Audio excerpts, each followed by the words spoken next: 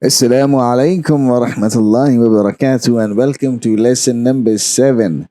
I hope you have been well and enjoying the lessons so far. Today we would be talking about a very important lesson which is mad. We have learned about huruf madda. You can say that the huruf madda lesson was like the basic building block. And now this is the second part or the extended part of that lesson. So if you have not listened to or if you are weak in Huruf Madda, I would suggest that you listen to that lesson again and come back to lesson number 7.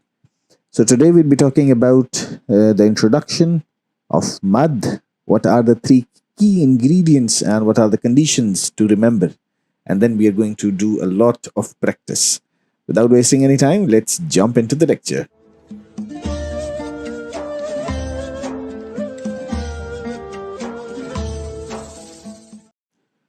As always, we are going to start with what is a mad. Mad basically means to stretch a letter.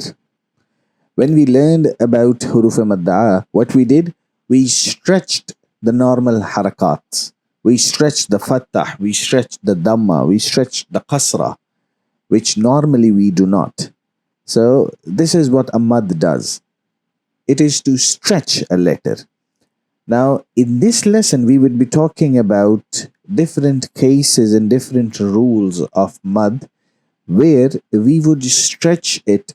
For example, if a standing harakat is equivalent to one alif and a normal harakat is like half alif, then in this lesson we would be talking about those conditions in which you stretch the sound from one alif to five alifs. You stretch it to three alifs at some conditions, at five alifs at some conditions. So we are going to go into those details in this lesson.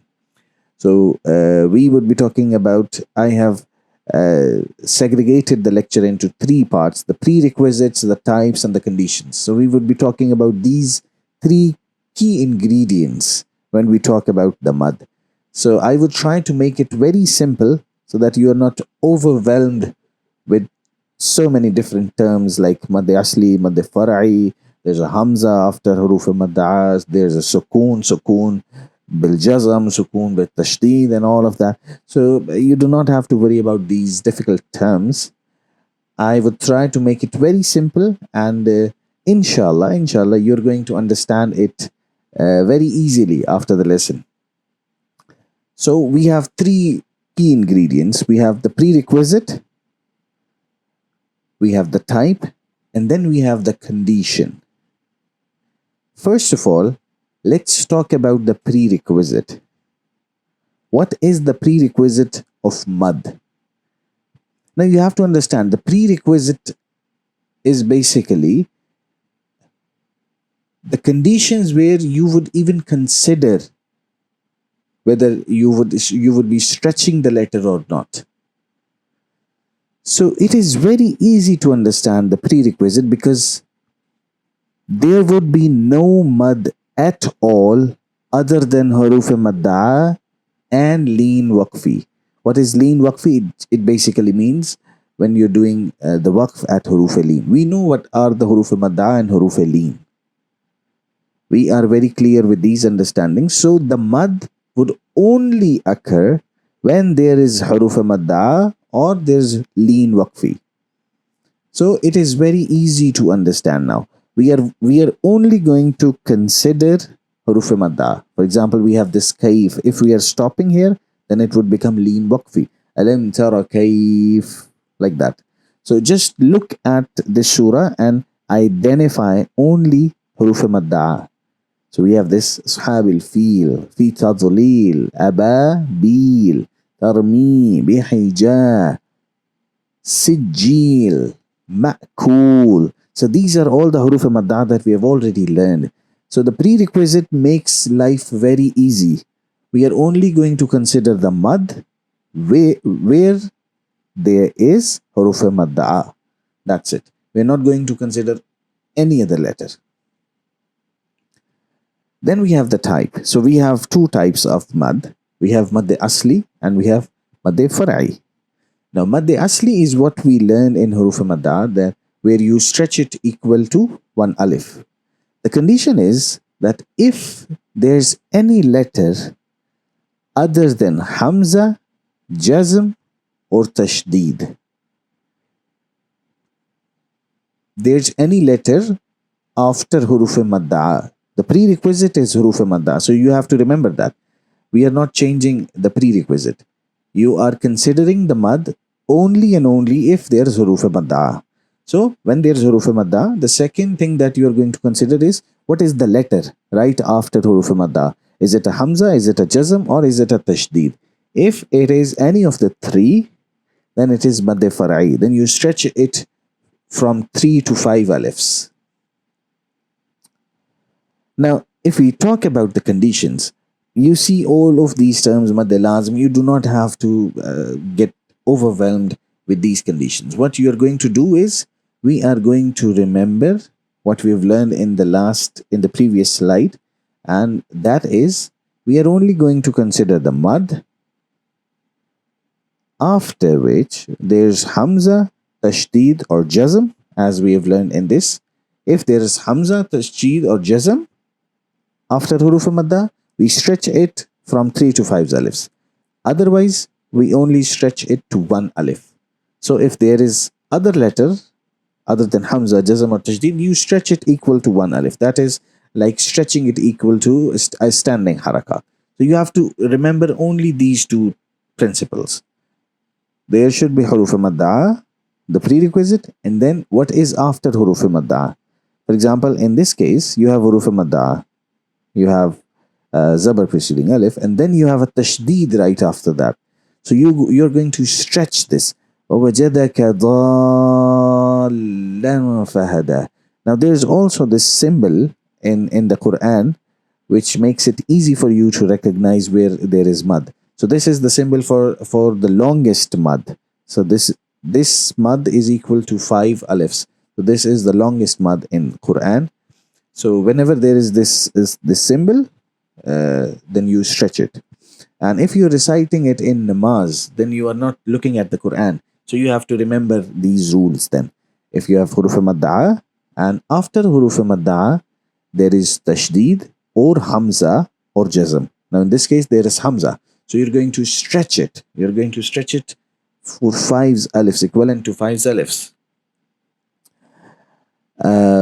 And let's look at another case. We have sa'ila. Now in this case, similarly, we have a hamza right after huruf madda. So we are going to stretch it. Stretch it till 5 alifs. Now let's look at another example where we have wa amma. Now you see there is huruf madda, but after huruf madda there is neither hamza, neither tashdid, nor there is a jazm. So we are going to stretch it equal to only 1 alif, equal to a standing harakat. That's what I was talking about.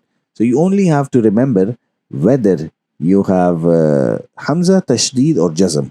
If you have hamza, tashdid or jazm after huruf madda, you stretch it longer. If you have any other letter, then you do not stretch it. You only stretch it for 1 alif. Let's look at some other examples. You have was-samai. You have a hamza after huruf madda. You stretch it till 5 alifs. Another example, you have wama adraka. Now this is also called hamza. When you have a harakat on the alif, it is also considered as hamza. We call it wasli hamza. So you have huruf madda, then you have a hamza. Now this is also another symbol of mad. This symbol means that you are going to stretch it for 3 alifs. This means you are going to stretch it for 5 alifs. So this is the longest mad, and then this is the second longest mad. So you have 1 alif, 3 alifs, 5 alifs. Now this is 1 alif because there is no tashdid, no jazm, and no hamza. In this case, we have hamza. We are going to stretch it for 5 alifs. What tara'ib? We have hamza right after huruf madda. للسرائر. Hamza, we're going to stretch it. The next example was samai. You have a Hamza right after huruf madda. فمهل الكافرين. You do not have a Hamza, nor do you have a tashdid, neither do you have a jazm.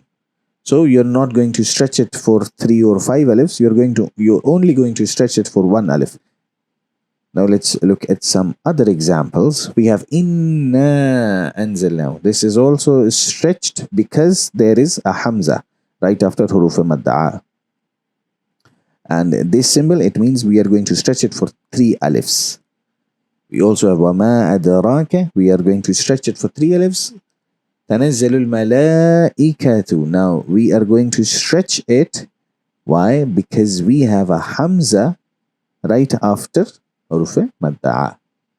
So that is how the mad works. Now if we conclude the lesson, what we have learned so far, the prerequisite is huruf madda. There should be huruf madda for you to even consider if there is going to be a mad or not. So that is easy. We know what huruf madda is.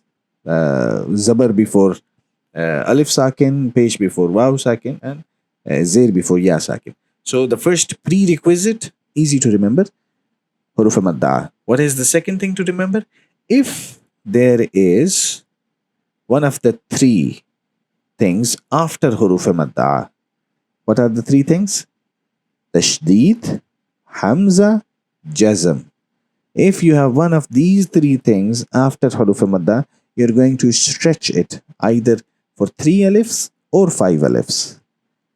Otherwise, whatever letter you have after huruf madda, you're going to stretch it for only 1 alif, which is equivalent to a standing harakat. For example, you have tanazzalul malaikatu warruhu fiha. Now this fiha, you are not going to stretch it beyond 1 alif because there is neither tashdid, neither jazm, nor there is a Hamza after fiha. There is a ba. So we are not going to stretch it. That was it for today's lesson. Practice, practice, and practice. Inshallah, I am going to see you in the next lesson. Assalamu alaikum wa rahmatullahi wa barakatuh.